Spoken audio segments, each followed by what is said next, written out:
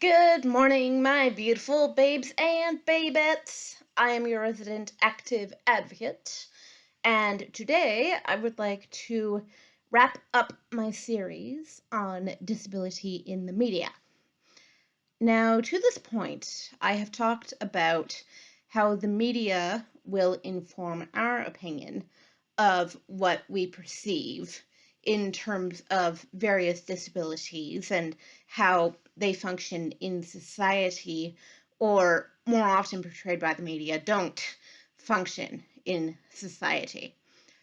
But today, as my wrap up, I want to talk about how our opinions inform what we see in the media. So, the reverse of what I had been talking about for the rest of this week.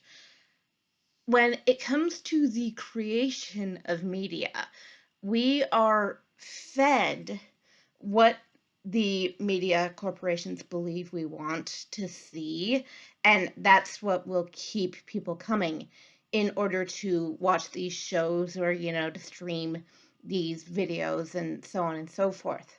There are two primary motivating factors that will keep someone invested in a negative narrative.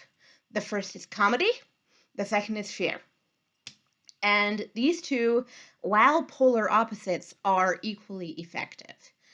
When it comes to belittling disability, that is done most often through comedy, not through fear. So you'll get more modern shows like I've been discussing Family Guy and things like that create this sense of look at him, he has a disability, that kind of thing. And a lot of the time when it comes to comedy, we laugh along passively without really thinking about what we are doing. Because if a thing is funny, a thing is funny, and we're going to react in the socially acceptable way. But it's the society that creates the narrative of what is funny. That is why the joke, why did the chicken cross the road to get to the other side, is no longer funny. It's so worn out that it's cliche.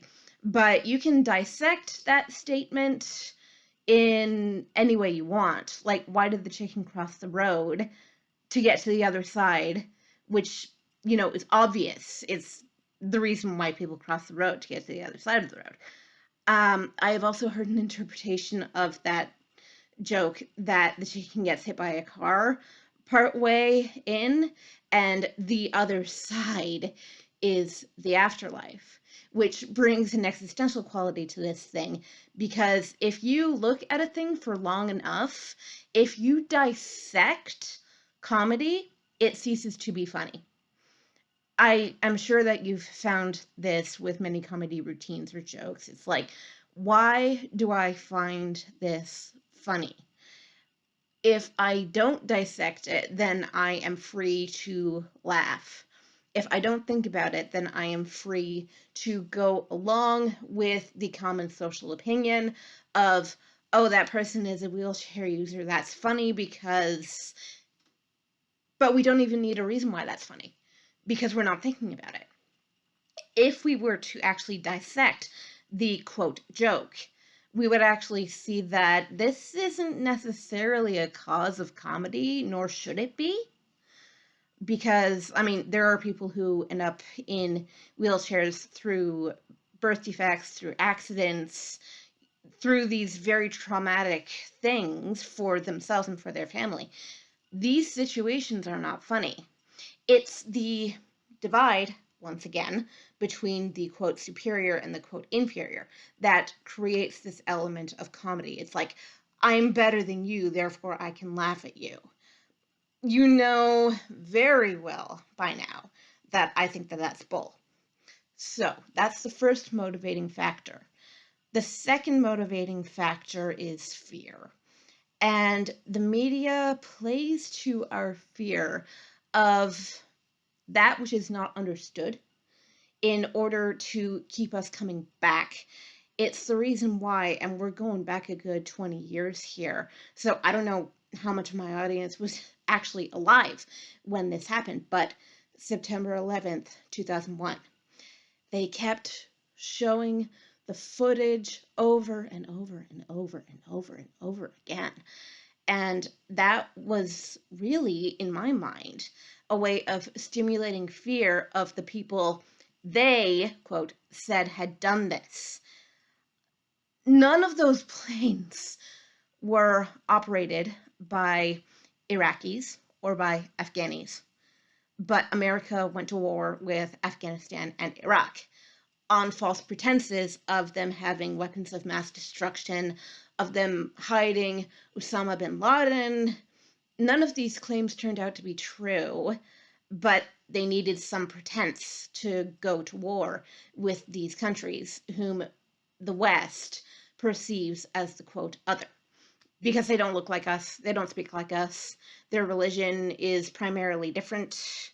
Even though it's still an Abrahamic religion and Christians and Muslims believe in the same God, please be aware of that. They believe in the same God, but it's this element of it doesn't quack like a duck, therefore it's not a duck, you know.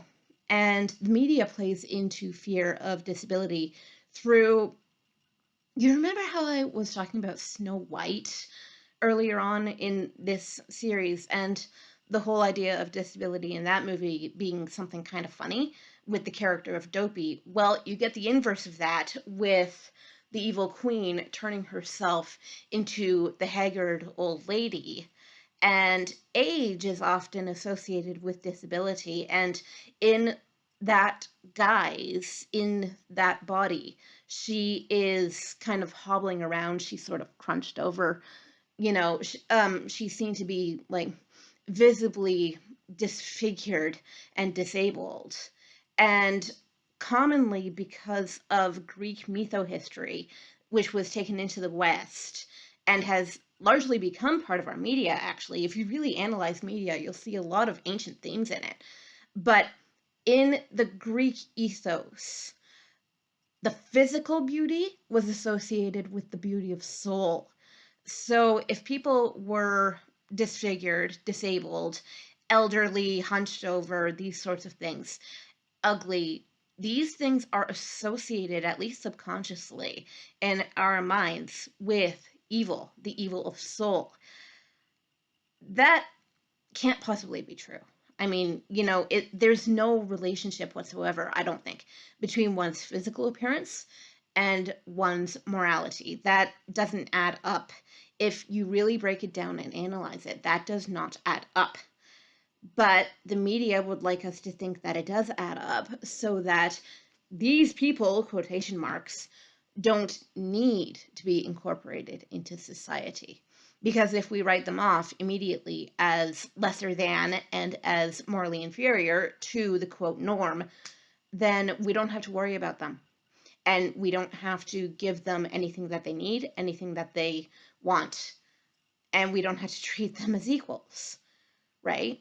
So that's where that whole thing comes from.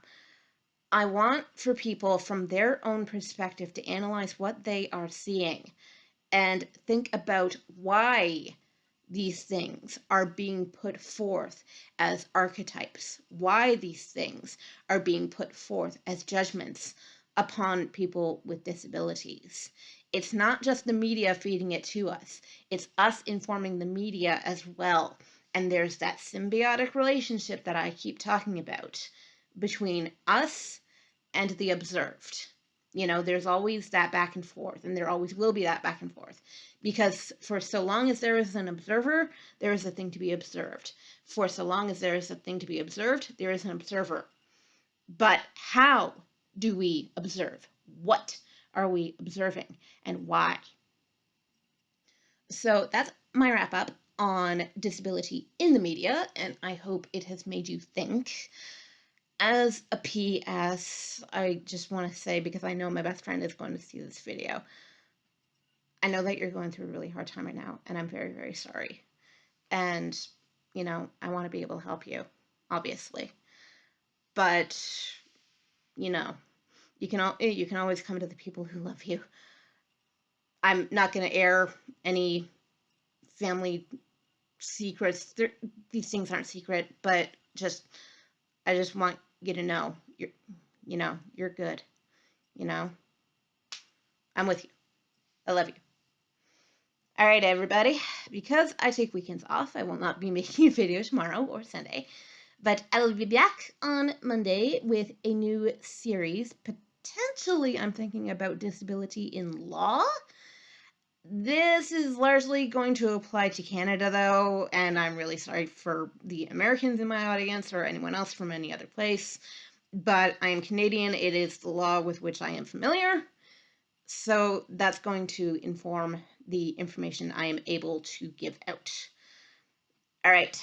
Thank y'all for your wonderful time and attention, and I will see you on Monday. Mwah.